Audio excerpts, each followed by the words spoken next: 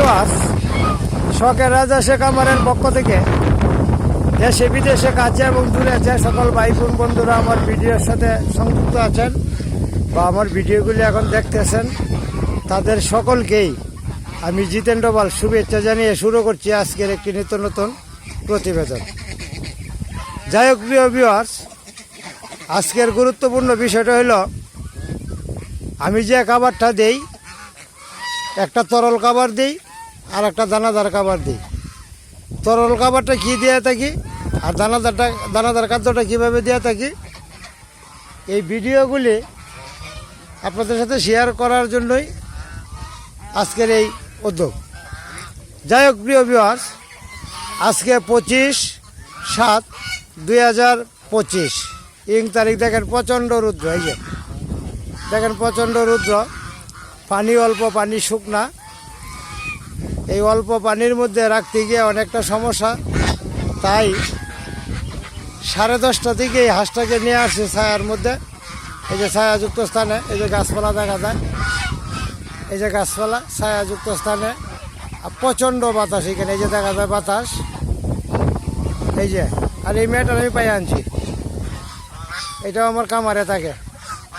এই যে প্রচণ্ড বাতাস দেখেন, এই যে বাতাসের মধ্যে হাঁসগুলিকে ছায়াযুক্ত স্থানে নিয়ে আসছি।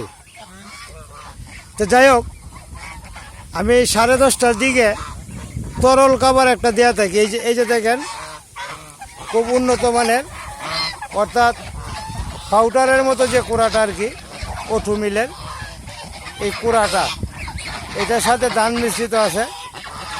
এই যে এটা খাইতেছে, আলাদা আমি পানি দিয়ে রাখছি। এখানে কাছেও পানি আছে, পুকুর আছে, বড় পুকুর। এই যে বড় পুকুর দেখা যায়, অনেক বড় পুকুর। এইখানেও পানি খাইতে পারবে, আবার এইখানেও দিয়ে রাখলাম। এই যে তরল খাবার দিয়ে রাখলাম, যার যখন মনে চায় খাবার আইসা খাইতেছে। আর আমি ধান কিছু ছিটিয়ে রাখছি মাটিতে, এই যে মাটিতে ছিটানো ধান, এইগুলি ঘুরে ঘুরে ঘুরে ঘুরে হাঁস খাইতেছে। এইখানে খাবারটা দেওয়ার পরে ওরা 2টা পর্যন্ত এইখানেই থাকবে, ওইখান থেকে যাবে না, ওইখানে বিশ্রামে থাকবে। আর আপনারা লক্ষ্য করে দেখেন এই যে গাছের পাতাগুলি কীভাবে নড়তেছে, তার মানে প্রচণ্ড বাতাস। এই যে ছায়াযুক্ত স্থানে, এই যে দেখেন এই যে নড়াচড়া করতেছে এই ছায়াযুক্ত স্থানে, এবং বাতাস আছে পুরা হাওয়ারের বাতাসটা। এই যে দেখেন পুরা হাওয়ারের বাতাসটা এইদিকে আসে, এখানে কোনো বাড়িঘর নাই, পুরা হাওয়ারের বাতাসটা এইখানে আসে লাগে। তার মানে হাঁসটা সুস্থ থাকার সম্ভাবনাই বেশি। 2টার পরে নিয়ে যাইতে হবে হাওরে। এখানে পাশেই নদী আছে, এই যে কলা করা দেখা যায়, এই যে কলা গাছ, কলা বাগানের পরে হইলো আপনার নদী। নদীতে নিয়ে যাব। এখন নদীতে নিব না, কারণ 2 থেকে 3 ফুট পর্যন্ত পানি উত্তপ্ত বা গরম।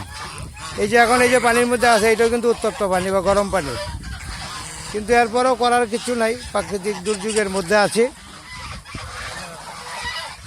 তো যাই হোক প্রিয় ভিউয়ার্স, আমি বারবারই আপনাদেরকে বলি, রৌদ্রের মধ্যে ছায়াযুক্ত স্থানে রাখবেন, যাতে করে রৌদ্র না লাগে, তাপ যেন না লাগে। যদি তাপ লাগে তাহলে সমস্যা হয়ে যেতে পারে। এই জন্যই বলছি ছায়াযুক্ত স্থানে রাখার জন্য, আর খাবার দিতে হবে পর্যাপ্ত পরিমাণে। আরেকটা বিষয় আমি আপনাদের সাথে শেয়ার করি, এখন থেকে 2 বার করে আমি খাদ্য দিয়ে থাকি। সকালে যেটা দিয়ে থাকি 10-10:30টার দিকে, এটা হলো আপনার দানাদার খাদ্য প্লাস ওটু মিলের যে কোড়া আছে, কোড়াটা দিয়ে এখানে মিক্সড করে দিই। আর বিকেলে 4:30টার দিকে এখানে আপনার খাদ্যটাকে দিই। এই খাদ্যটা হলো আপনার দানাদার খাদ্য, মানে ধান। এটা শুকনো জায়গায় এইখানেই ছিটিয়ে দেওয়া হয়। এখন থেকে যদি খাদ্য না দেওয়া যায়, অর্থাৎ সকালে যদি খাদ্য না দিই, হাঁসটাকে ছায়াযুক্ত স্থানে সারাদিন বসায় রাখা যাবে না, কারণ ওদের পেটে যদি ক্ষুধা থাকে, ওরা গরমের মধ্যেই চলে যাবে। আর গরমের মধ্যে যদি চলে যায়, তাহলে আপনার খামারের ক্ষতি হবে। এই জন্যই খাবার দিয়ে হলেও হাঁসটাকে ছায়াযুক্ত স্থানে রাখতে হবে। এই যে এখন খাবার খাইলো, এখন এই যে পানিতে একটু ঘুরতেছে, ঘোরার পরে আইসা চুপচাপ আইসে এনে ঘুম দিবে। একেবারে 2 ঘন্টা সময় ঘুমাবে, 2 থেকে 2.5 ঘন্টা ঘুমাবে, কোনো সমস্যা নেই। তারপর যাই হোক প্রিয় ভিউয়ার্স, এই বিষয়গুলি আপনারা অবশ্যই লক্ষ্য রাখবেন। যদি এই বিষয়গুলি লক্ষ্য রাখতে পারেন তাহলে খামারে আপনি লাভ হবে বেশি, ক্ষতি হবে না।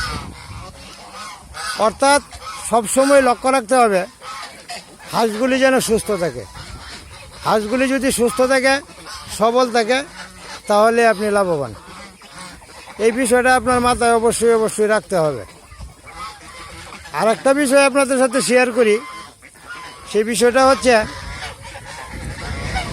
বেশি বা অতিরিক্ত পানি যেখানে থাকে ওইখানে হাঁসগুলিকে অবশ্যই রাখতে হবে। যদি পারেন আপনার কাজের লোক দিয়ে নামিয়ে পানিটাকে একটু উলটপালট করতে চেষ্টা করবেন, অথবা 5-6 হাত একটা বাঁশের কুটি নিয়ে পানিতে বাড়ি দিবেন। তার মানে উপরে পানিটা নিচে পানিটা উপরে চলে আসবে, তাহলে কিছুটা হয়তো বা ঠান্ডা লাগতে পারে। আর রুদ্র যখন বেশি বা কড়া হয়ে উঠবে, কলের ঠান্ডা পানি নিয়ে আসবেন, আর পানির সাথে ফ্রিজের কিছু পানি, ঠান্ডা পানি মিশ্রিত করবেন। মিশ্রিত করে স্যালাইন মিশিয়ে দিবেন, স্যালাইন খাওয়াবেন। স্যালাইন খাওয়ানোর পর দেখা যাবে হাঁসের আর কোনো সমস্যা হবে না। যাই হোক প্রিয় ভিউয়ার্স, জায়গা স্বল্প, এই জন্যে হাঁসগুলিকে একত্রে দেখাইতে পারতেছি না। এরপরও আপনাদের কাছে আমার মিনতি থাকবে একটাই, আমার হাঁসগুলি যাতে সুস্থ থাকে, ভালো থাকে, সেই দিকে অবশ্যই দোয়া করবেন। আর একটা বিষয় বলি, পর্যাপ্ত পরিমাণে খাবার দিতে হবে। এখন যদি খাবার দেন, ভাদ্র মাসের শেষ দিকেই ডিমে চলে আসবে। আর এই বছর যারা হাঁসের খামার করতেছেন তাদের জন্য খুবই কষ্টকর বিষয়। যদিও বা বর্ষাকাল, কিন্তু এরপরেও পানির ভীষণ সংকট।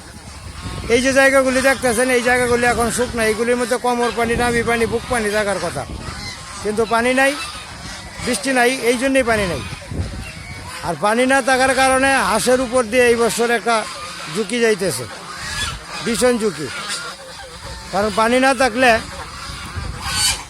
অল্প পানিতে হাঁস রাখা যায় না, আর পানি গরম হয়ে যায়। এর দরুন অনেকটা মানে কষ্টের সম্মুখীন, রিস্কেরও সম্মুখীন। এই জন্যই বলি, এই যে প্রচুর পরিমাণে বাতাস, এই যে দেখেন, এই যে বাতাসের মধ্যে ছায়াযুক্ত স্থানে হাঁসগুলিকে রাখছিলাম। এখন খাবার দিয়েছি, একটু কন পরেই ওরা ঘুমাবে, বিশ্রামে থাকবে। তাহলে পর্যাপ্ত পরিমাণে খাবার দিতে হবে, শুধু বৃষ্টি না হওয়ার কারণে। আর যদি বৃষ্টি থাকতো তাহলে এত খাবার লাগতো না, মাঠের মধ্যে চড়িয়ে খাইতে পারতো। তো যাই হোক, প্রকৃতির সাথে যুদ্ধ করেই খামার চালাতে হবে। খামারের সেক্টরের সাথে যেহেতু সংযুক্ত, বা যারা সংযুক্ত আছেন তারা প্রকৃতির সাথে লড়াই করেই খামারের দেখাশোনা করতে হবে। যাই হোক প্রিয় ভিউয়ার্স, আজকে শুক্রবার, আমার স্কুল বন্ধ থাকার কারণেই আজকে 10টা থেকেই খামারের সাথে যুক্ত আছি। 2টা পর্যন্ত থাকবো, আবার বাসায় চলে যাব। 2টা যাওয়ার পরে, অর্থাৎ 5টা পর্যন্ত আমি বাসায় থাকবো। 5টার পরে আবার চলে আসব, আইসে আবার খামারের একটু লক্ষ্য বা দেখাশোনা করব। যাই হোক, আমার কথাগুলি যদি ভালো লেগে থাকে, নির্দেশনা যদি ভালো লেগে থাকে, অবশ্যই টাইম লাইনে রেখে দিবেন, অথবা বন্ধুবান্ধব যারা আছে তাদেরকে শেয়ার করে দেখার সুযোগ করে দিবেন।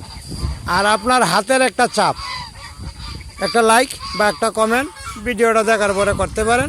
নতুন উদ্যোক্তা হিসেবে হয়তোবা আমার কর্মস্পৃহা বা উদ্দীপনা বৃদ্ধি পেতে পারে। ধন্যবাদ সবাইকে, ভালো থাকবেন, সুস্থ থাকবেন।